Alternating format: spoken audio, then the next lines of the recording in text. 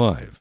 And Moses called all Israel, and said to them, Hear, O Israel, the statutes and judgments which I speak in your hearing today, that you may learn them, and be careful to observe them. The Lord our God made a covenant with us at Horeb. The Lord did not make this covenant with our fathers, but with us, those who are here today, all of us who are alive. The Lord talked with you face to face on the mountain from the midst of the fire.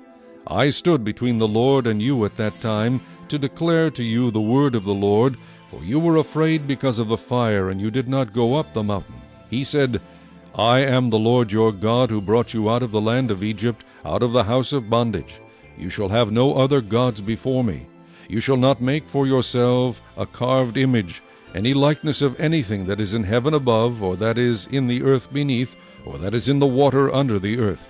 You shall not bow down to them, nor serve them, for I, the Lord your God, am a jealous God, visiting the iniquity of the fathers upon the children to the third and fourth generations of those who hate me, but showing mercy to thousands, to those who love me and keep my commandments. You shall not take the name of the Lord your God in vain, for the Lord will not hold him guiltless who takes his name in vain. Observe the Sabbath day to keep it holy, as the Lord your God commanded you. 6 days you shall labor and do all your work, but the seventh day is the Sabbath of the Lord your God. In it you shall do no work, you, nor your son, nor your daughter, nor your male servant, nor your female servant, nor your ox, nor your donkey, nor any of your cattle, nor your stranger who is within your gates, that your male servant and your female servant may rest as well as you. And remember that you were a slave in the land of Egypt, and the Lord your God brought you out from there by a mighty hand and by an outstretched arm.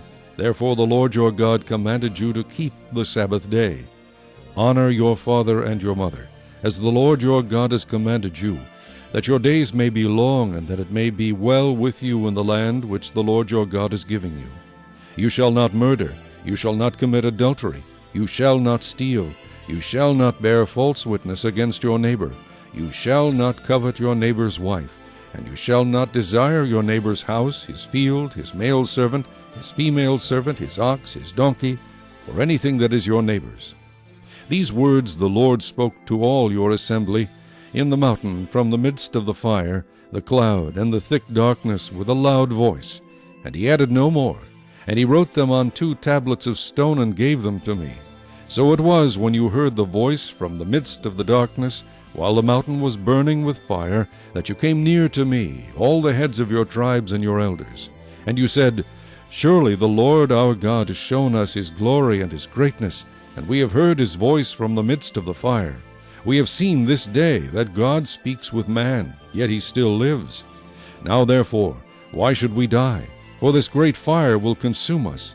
If we hear the voice of the Lord our God any more, then we shall die. For who is there of all flesh who has heard the voice of the living God speaking from the midst of the fire, as we have, and lived?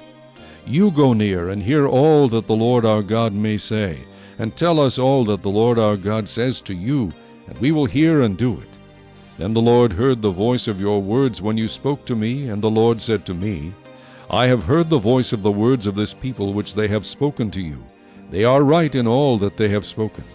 Oh, that they had such a heart in them, that they would fear me, and always keep all my commandments, that it might be well with them and with their children forever.